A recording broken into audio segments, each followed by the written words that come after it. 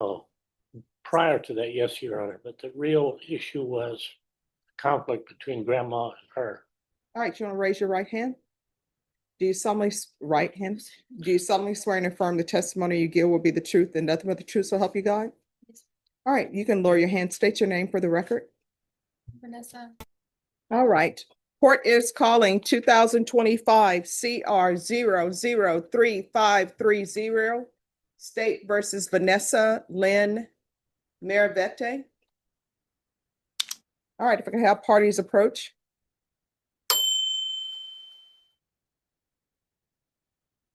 And was there a MIC evaluation done on this?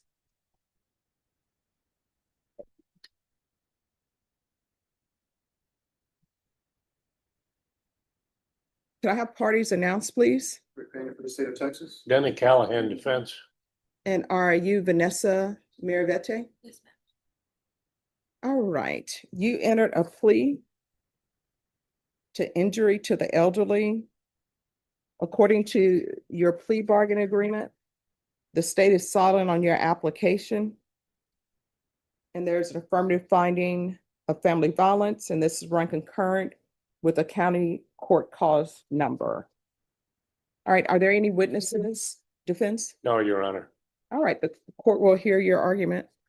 Your Honor, asks the court to take notice of the jail classification. Its weakness, of course, is that it's self-reported, but it corroborates to some degree what the MIC evaluation says.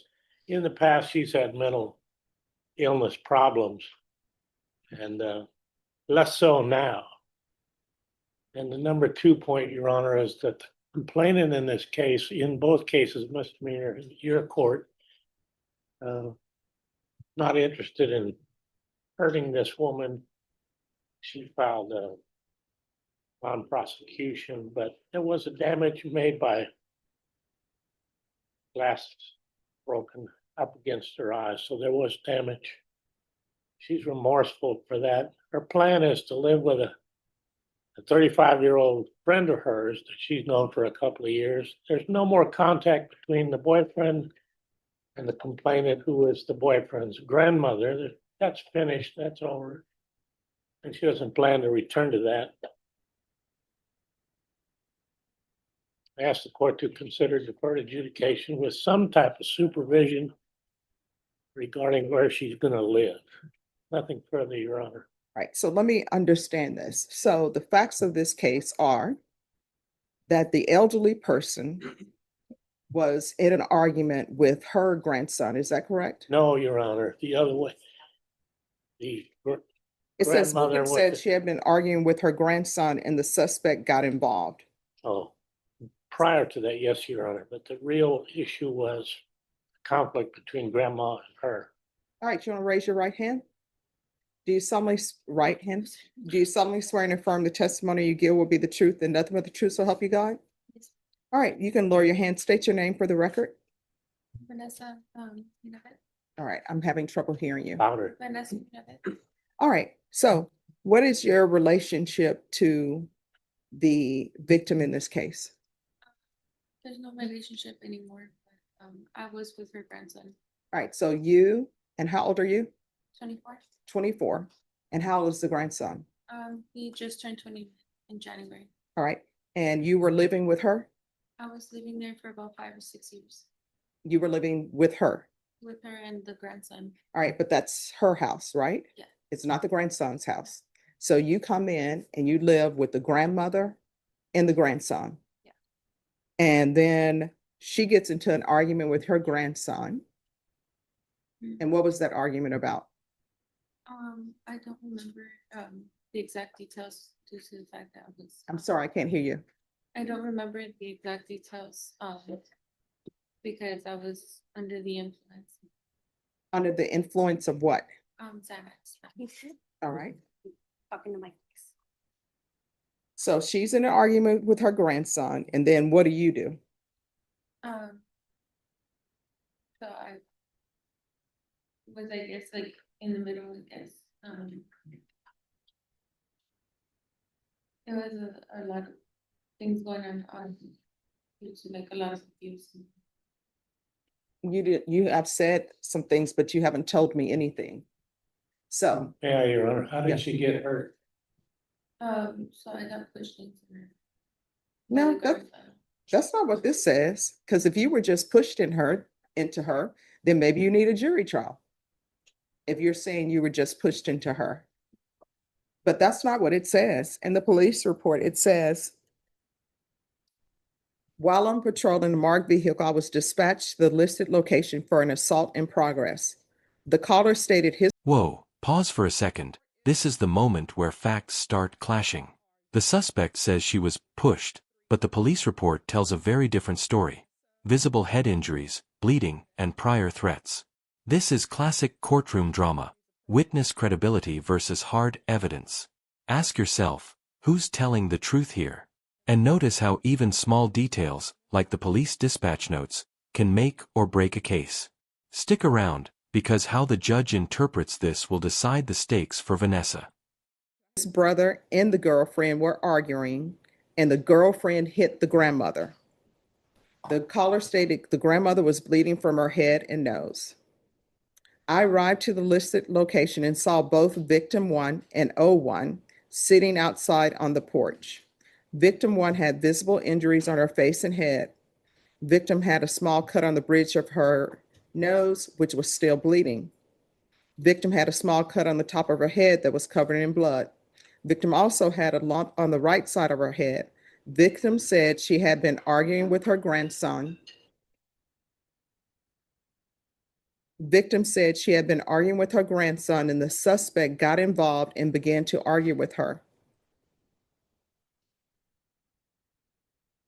Victim said she doesn't remember how or what she was hit with, but the suspect walked up to her and hit her. O1 said suspect had threatened to beat up the victim before. So unless you were on Xanax all the time you were at that house? I was on Xanax for the last 2 years that I was living there. Mhm.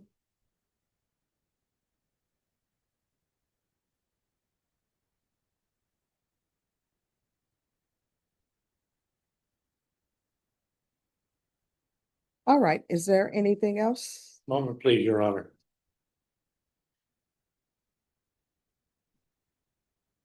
Nothing further, Your Honor. So why were you not living with your parents? So, and, Sorry, I cannot hear you. so I'm from Wisconsin and moved like 5 You're from the what? From Wisconsin. Okay. And so I moved in with him and I was living with basically both of them because Did you have a job? no, How long have you been unemployed? since I got with my grandson And how long has that been? about 6 years ago, 5. So 6 years you have been unemployed. So why did you leave Wisconsin to hook your life to this person?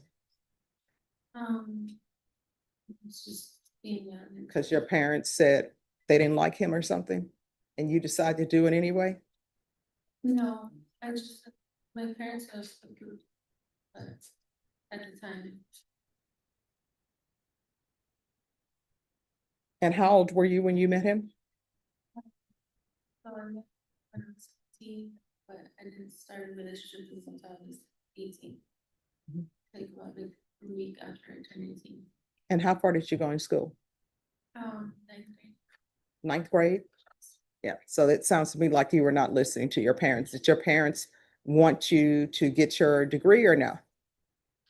They did, so I was, taking care of my mom. My mom is disabled, and so I was taking care of her, working at the time, and I had a part-time job going to school. And I was taking care of my mom, which she's disabled, and my little brother who's also with autism. So I felt like I had a lot on my plate, and so I chose to work instead of go to school. And then you chose to leave them on their own because you wanted your own life. Well, my mom had got married and so she had her husband, which he still takes care of. Mhm. All right, what is her criminal history?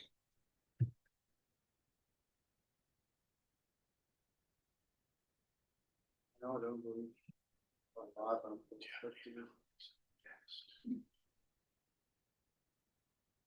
No felonies, Your Honor.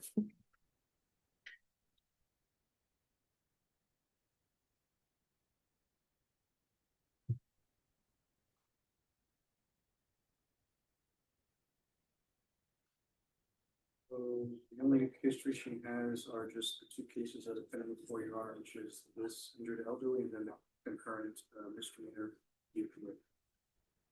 Violation of protective order? And is that with the same person? Yes, It's with the same person, yes, Your Honor. And when did that occur? That occurred about a month after this took place. So she had a, Brief summary of those facts if you'd like. well, what date was the violation of protective order, the offense date? December 17, 2024. This happened November 27th. All right. So you want to tell me about this violation of protective order? So I've never like been in trouble before, so I didn't, realize like whenever, I didn't know how the law worked basically. Well, I mean, if somebody tells you, if you receive an order saying that you can't contact somebody, that's how the law works. The order says you can't contact them. Yeah, So continue. so I had went to, pack my stuff and so I was getting ready to leave and I guess the grandson had got mad. That I was getting ready to leave because I was wanting to leave him too. I was with him for 6 years, on and off abusive relationship, so. Because I didn't really have family here in San Antonio, it was harder for me to like just walk away from a relationship. All right. And what is this case about? The violation of protective order? So essentially, the same victim in this injured elderly case had concerns that there were other people in the house she wasn't aware of. So she calls 911, police respond, she lets them into the house and they find this defendant hiding in the closet of her boyfriend's room. And she's removed from the. All right. So obviously you knew there was a protective order because otherwise you wouldn't be hiding in the closet. Well, I was forced into the closet. The grandson had threatened me into going into the closet. The story you're telling me makes absolutely no sense. You have a protective order that you're not supposed to be there. You go there anyway. And now you're saying that you were hiding in the closet because the boyfriend told you to hide in the closet. Well, he was very abusive. He had weapons and things like that, so I was very afraid of him. My family could testify to the abuse as well. They had called the police on him multiple times before all this occurred. And when they called the police on him before, what did you do? Did you do an affidavit of non-prosecution or say, my family is not telling the truth? So they never gave me like the option or like explain that to me how the affidavits work. Or No, anything I like mean, that. it's either you said yes or no, because times have changed. When the police are called out for an abusive situation, your attorney will tell you somebody's getting arrested. Yeah, so. Now, after the he would fact. get arrested and his sister would bail him out, within like a few hours, so he would be home immediately after being arrested. So even when he had a protective order, the first time he got arrested, he was still back and he was. Because the protective order, the house you were staying in, that's not your house, that's his grandmother's house. You all are adults just decided to impose yourself on his grandmother. You're there, you don't have a job, and you're just living off the grandmother. No. And now. Still from my family. No, you told me that you hadn't worked in 5 years or 6 years. Yeah, so due to the relationship, I wasn't able to work and I also didn't have, like, my birth certificate for a long time, so I had to get it sent out. Here's the thing, I don't even know if you understand what you're saying to me. You keep changing your story. You told me you didn't have employment. that you hadn't worked for 5 to 6 years. And then now you're telling me, no, I wasn't just living off the grandmother. I had my own money. No, you didn't. You hadn't been working. I mean, you're saying, but you're telling me completely different stories. And now you're telling me, All right, viewers, here's the tension dial cranked to 11. The judge just laid out the ultimate choice: 2 years in prison or deferred adjudication with strict conditions. Think of this as a legal, choose-your-own-adventure, but with very real consequences. Failure on probation could mean 10 years behind bars. Notice the judge calling out Vanessa's dishonesty. This is a reminder that the court isn't just weighing past actions but predicting future behavior. Would you make the gamble if it were you? that you have a 35-year-old that you're going to live with. Who is this 35-year-old? It's a friend of mine. Who? I don't know how to explain it. It's a friend of mine. What's the name? Jennifer Jennifer what? Ramos. And where did you meet her? So me and her know each other through mutual friends, and then we met, I don't know, I guess like in the neighborhood and stuff. I'm sorry, met what? In the neighborhood, I guess, or everyone. So you're just meeting people in the neighborhood and now you're going to live with them? Does she have any children? What are their ages? 23, she has a 23-year-old, a 15-year-old. And then she has one that I think is like 10 years old. All right, so if I give you probation, I'm not allowing you to live in homes that have children in them. So, and do you know who all lives in that home other than her and the children? No, it's just them. It's just them. Are you sure? Have you been to the house? Do you know she has a boyfriend? She doesn't have a boyfriend. All right, so when have you been to the house? So I was there once. I don't remember exactly when, like I said, I was like. Was that before or after the violation of protective order? That was before. All right, counsel, I don't know if she would be a good candidate for probation. I really don't know. The remedy of sending to prison is a far worse remedy than trying to find a place for her to live, Your Honor. Well, I know the state is asking for the minimum.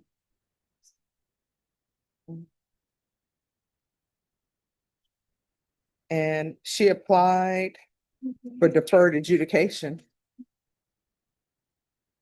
He suggests going back to family in Wisconsin. What I can tell you is you've applied for deferred adjudication. The state, according to the plea bargain agreement, they're asking that if I find you guilty, that your punishment be sentenced to 2 years in the prison. That's the minimum. If I grant your application for deferred adjudication and you're unsuccessful, you're looking at 10 years in the prison, potentially. Do you understand? So I can grant your application for deferred adjudication, or I can sentence you to 2 years in the prison. And the conditions that you receive are the conditions that you receive from me. There's no need to argue about the conditions that I'm gonna set for you if I grant your application. So do you want the minimum 2 years in prison, or do you want to be on deferred adjudication with the court's conditions?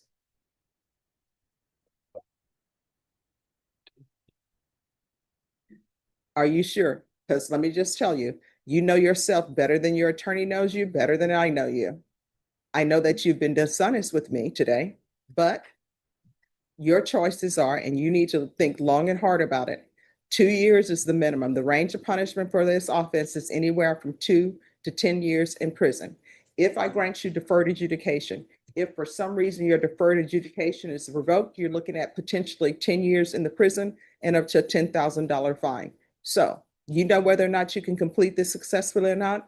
Part of being on probation is you are not allowed to use drugs, period. There's no marijuana, there's no Xanax, none of that.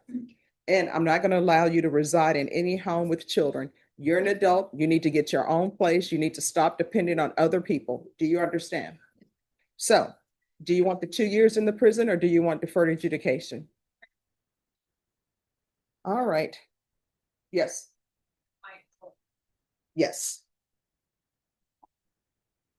All right, this is what the court will do. The court is going to sentence you to 8 years deferred adjudication. There's a $1,500 fine. Time and money will run concurrently. Oh, I'm sorry, state. Oh, you're right. Thank you. State your excuse. I appreciate that. So there's a $1,500 fine probated. Proof of employment within 30 days of release. There's to be no employment as a home health care provider or with minors. There's to be no residing with minors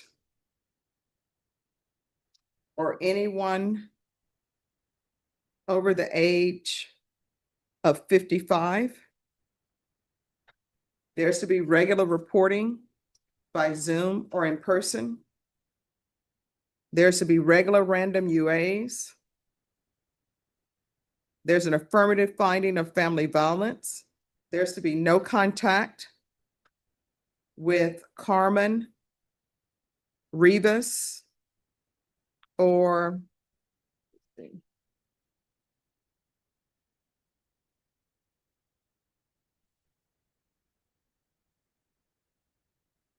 Hector Rivas.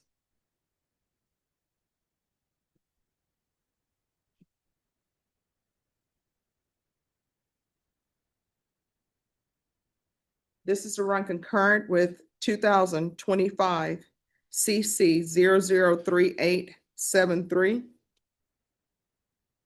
Can I see the MIC evaluation again, please? Thank you.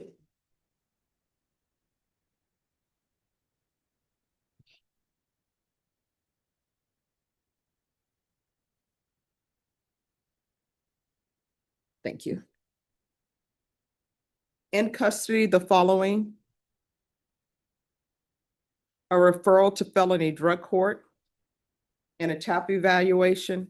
If not accepted in felony drug court, follow all TAP recommendations.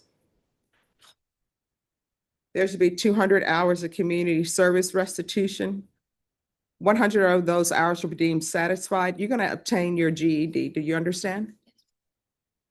And the other 100 hours will be deemed satisfied if she obtains some type of trade school certificate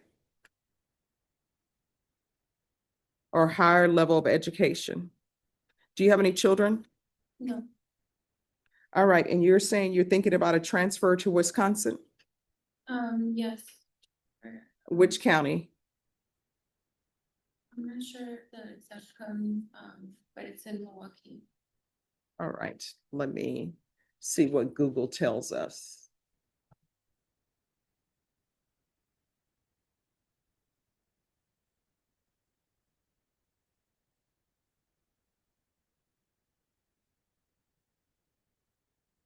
No, they're saying it's Milwaukee County.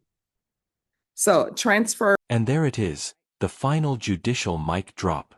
The judge isn't just doling out punishment, she's giving life advice. Figure out who you are before entering another relationship. Probation isn't just paperwork, it's a chance for Vanessa to reset, find structure, and prove she can follow the rules. But the takeaway for us? Courts deal with more than laws, they're managing human behavior, risk, and second chances. Makes you think, could structure and accountability really save a life before it spirals further? To Milwaukee County. Field visits 1 time per month until further notice, and 90 sober meetings in 90 days.